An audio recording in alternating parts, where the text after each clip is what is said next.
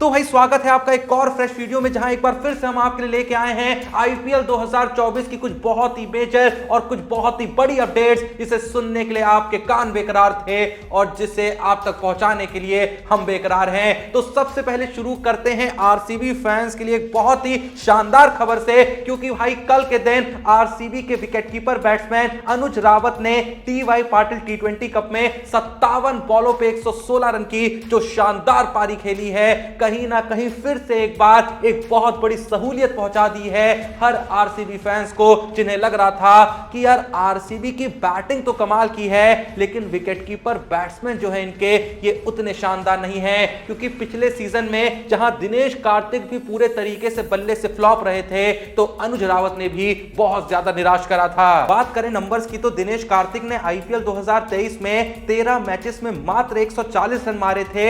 Average उनकी बहुत ही ज्यादा घटिया रही थी, 11.67 की स्ट्राइक रेट, 134.62 की रही थी, 13 चौके जड़े थे और 5 छक्के जड़े थे। वहीं बात करें अनुज रावत की, तो अनुज रावत ने 9 मैचेस में मात्र 91 रन मारे थे।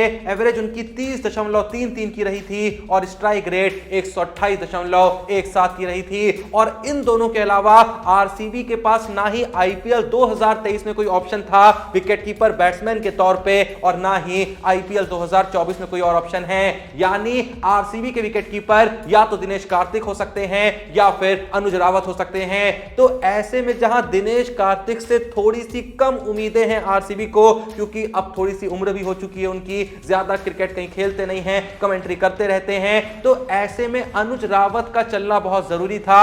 और भाई चले हैं, गजब का चले हैं। इसीलिए मैंने कहा कि अनुज रावत की ये पारी देख के आरसीबी फैंस को एक अलग ही सहूलियत मिल रही होगी। लेकिन भाई अब सुनो इससे भी कमाल की बात, जितनी सहूलियत, जितना सुकून इस समय आरसीबी फैंस को नहीं मिल रहा होगा, उससे कई गुना ज्यादा सुकून कह लो या फिर कई गुना ज्यादा खुशी कह लो, मिल रही होगी चेन्नई सुपर किंग्स के फैंस को। क्योंकि भाई सीएसके के एक प्लेयर ने ऐसा बवाल मचाया है, जिससे ऑलरेडी पहले से ही उम्मीदें लगी हुई थी, लेकिन उसने कल के दिन ऐसा तूफान मचाया है, ऐसा बवाल मचाया है कि सीएसके फैंस खुशी के मारे झूम रहे हैं। अब कौन है वो प्लेयर और उसने क्या किया है, वो बताने से पहले भाई असली बवाल तो मचा रहे हैं इस समय प्रिंस भाई। जितने मैचेस अभी तक डब्ल्यूपीएल में हुए हैं, हर मैच की विनर प्रेडिक्शन एकदम सही, हर मैच में कौन सबसे ज्यादा रन मारेगा एकदम सही, कौन सबसे ज्यादा विकेट लेगा एकदम सही, कौन सबसे ज्यादा कैचेस पकड़ेगा ये भी भाई एकदम सही बताया है अभी तक प्रिंस भाई ने। इसीलिए कहता हूं कि आंख बंद करके डिस्क्रिप्शन और पिन कमेंट में दिए हुए लिंक से प्रिंस भाई के टेलीग्राम चैनल को ज्वाइन कर लो, जाके भाई मस्त वहां से फ्री में सारी प्रेडिक्शन उठा लो, प्रेडिक्शन के बेसिस पे अपनी मस्त फैंटेसी टीम बना लो, या फिर किसी भी प्लेटफॉर्म पे जाके प्रेडिक्शन कर लो। भाई मैच से पहले भी सारी प्रेडिक्शन आ जाती हैं और चलते हुए मैच में प्रेडिक्शन आती रहती हैं। तुम्हें बस वहां से प्रेडिक्शंस को उठाते जाना है और बस भाई कहीं भी साइट पे जाके प्रेडिक्शन करके पैसे कमाते जाना है। अपन कमाते हैं इसीलिए आपको बताते हैं, तो भाई जल्दी जाओ, टाइम मत वेस्ट करो और पैसा ही पैसा कमाओ। बाकी अब हम आते हैं अपनी मुद्दे की बात पे। जैसा मैं कह रहा था कि भाई अनुज रावत की पारी से आरसीबी फैंस तो खुश होंगे, लेकिन सीएसके का एक प्लेयर ऐसा चला है कि सीएसके के फैंस का खुशी का ठिकाना नहीं है। मैं बात कर रहा हूं 20 वर्षीय समीर रिजवी के बारे में। हां, ये वही प्लेयर है जिसको 8.4 करोड़ में आईपीएल 2024 में चेन्नई ने अपनी टीम में शामिल करा था। उस वक्त पे बहुत लोग कंफ्यूज थे कि आखिर इतना पैसा एक 20 साल के लड़के पे क्यों लुटाया जा रहा है। भाई मैंने उस वक्त पे ही कह दिया था कि अगर तुम समीर रिजवी को नहीं जानते हो तो भाई तुम कुछ भी नहीं जानते हो, क्योंकि समीर रिजवी ने पिछले 12 महीनों में जो बवाल मचा के रखा है ना डोमेस्टिक क्रिकेट में, जो लेवल है ना इस बंदे की हिटिंग का, आप इमेजिन भी नहीं कर सकते हैं। अब देखो इसने पास्ट में क्या किया है वो मैं एक बार फिर से तुमको बता ही दूंगा, लेकिन करंटली इसने क्या कर रखा है पहले मैं वो बता दूं। कल के दिन भाई साहब ने सीके नायडू नॉकआउट्स में खेलते हुए सौराष्ट्र के खिलाफ 261 बॉल पे 301 नॉट आउट मार दिए और इस पारी में 32 चौके जड़े और 11 छक्के जड़े। मैं बता दूं कि समीर रिजवी सिर्फ अपनी टीम के लिए खेल नहीं रहे थे, बल्कि कप्तानी पारी खेल रहे थे, क्योंकि वो इस टीम के कप्तान भी थे। कप्तान होते हुए 261 बॉल पे नॉट आउट, 301 रन मारना, 32 चौके मारना, 11 छक्के मारना, एक 20 साल के लड़के के लिए ये कितनी बड़ी बात है तुम भाई खुद ही सोच सकते हो। अब मैं तुमको बताता हूं कि पहली जगह पे इस पे 8.4 करोड़ क्यों खर्च किए थे सीएसके ने। जस्ट आईपीएल 2024 ऑक्शन से पहले यूपी टी20 लीग खेली गई थी और पता है यूपी टी20 लीग में समीर रिजवी ने क्या बवाल मचाया था। मैं बताना चाहूंगा कि उस टी20 लीग में समीर रिजवी ने कानपुर सुपरस्टार्स के लिए खेलते हुए 9 पारियों में 2 शतक लगाए थे और कुल 455 रन जड़े थे। टोटल 35 छक्के मारे थे जो उस लीग में सबसे ज्यादा छक्के थे। मैं ये भी बताना चाहूंगा कि उस लीग में समीर रिजवी की जो स्ट्राइक रेट थी वो लगभग 200 की थी। पर आओ यूपी टी20 लीग से भी आगे चलते हैं। इसके जस्ट बाद समीर रिजवी ने पार्टिसिपेट किया UP mains under 23 state A trophy में, जो कि एक वनडे टूर्नामेंट थी। याद रखना इस बात को जो मैंने कहा, जो कि एक वनडे टूर्नामेंट थी। लेकिन इस टूर्नामेंट में पता है समीर रिजवी ने क्या कातिलाना बवाल मचाया। भाई समीर रिजवी ने इस ओडीआई टूर्नामेंट में टोटल 7 मैचेस खेले। 7 मैचेस में से 6 इनिंग में उनकी बैटिंग आई और इन 6 इनिंग में टोटल 454 रन जड़ दिए 75.67 की एवरेज से और 156.55 की स्ट्राइक रेट से। याद करो मैंने क्या कहा था कि ये एक ओडीआई टूर्नामेंट है। ओडीआई टूर्नामेंट में 156.55 की स्ट्राइक रेट रखना क्या आज तक सुना है? भाई 156 की स्ट्राइक रेट लोग किसी टी20 के मैच में नहीं रख पाते आसानी से, पूरी लीग में तो कतई नहीं रख पाते हैं। पर ये बंदा पूरी टूर्नामेंट में 156 की स्ट्राइक रेट से रन मार के आ रहा है। और 156 की स्ट्राइक रेट है तो इसका मतलब ये नहीं कि रन बहुत कम मारे होंगे, नीचे आता होगा, 10 बॉल खेलता होगा, 25 मार देता होगा। भाई एवरेज भी तो 75.67 की है। टोटल रन भी तो 6 इनिंग में 454 मारे हैं और भाई 37 छक्के मारे बंदे ने इस पूरी टूर्नामेंट में, जो वंस अगेन सबसे ज्यादा छक्के थे किसी प्लेयर के द्वारा। तो समझ जाओ ये 20 साल का लड़का क्या नेक्स्ट लेवल प्लेयर है। खैर जो भी ये वीडियो देख रहा है, किस किस को लगता है कि आईपीएल 2024 में समीर रिजवी सीएसके के लिए एक बहुत ही इंपैक्टफुल प्लेयर साबित होंगे?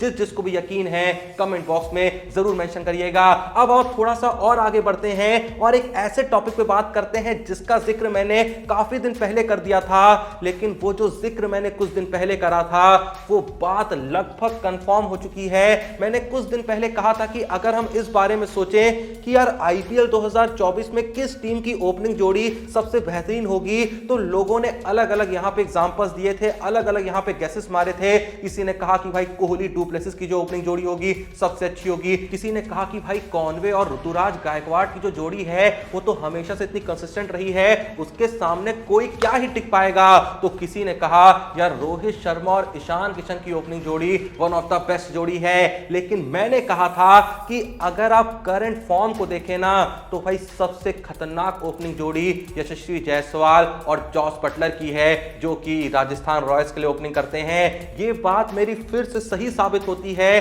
क्योंकि भाई जायसवाल जिस फॉर्म में चल रहे हैं ना, भाई खेलने को तो बंदा टेस्ट क्रिकेट खेल रहा है, लेकिन इस टेस्ट क्रिकेट में ही, इस टेस्ट सीरीज में ही उसने बता दिया है कि भाई वो टी20 फॉर्मेट में भी क्या बवाल मचाएगा। भले ही इससे पहले जितने भी टी20 मैचेस उसने इंडिया के लिए खेले वहां अच्छी खासी पारियां खेली हैं, तेज पारियां खेली हैं, बड़ी पारियां खेली हैं। उसने अपनी कैपेबिलिटी दिखा तो वही दी थी, उसने अपनी काबिलियत को सबके सामने वही शो कर दिया था। लेकिन फिर भी अगर हम सिर्फ इस टेस्ट सीरीज में भी जायसवाल की पारियों को देखें ना, भाई उसका शॉट्स खेलने का तरीका, उसके छक्के मारने का तरीका हमको बता रहा है कि जब आईपीएल 2024 शुरू होगी तो वो बंदा क्या नेक्स्ट लेवल बवाल मचाएगा। मैं आपको थोड़ा सा नंबर से समझाना चाहूंगा। तुमको पता है इससे पहले टेस्ट क्रिकेट में एक ही साल के अंदर किस इंडियन ने सबसे ज्यादा छक्के मारे थे? भाई 4th नंबर पे रोहित शर्मा थे, जिन्होंने साल 2019 में टेस्ट क्रिकेट में एक ही साल के अंदर सबसे ज्यादा छक्के लगाए थे,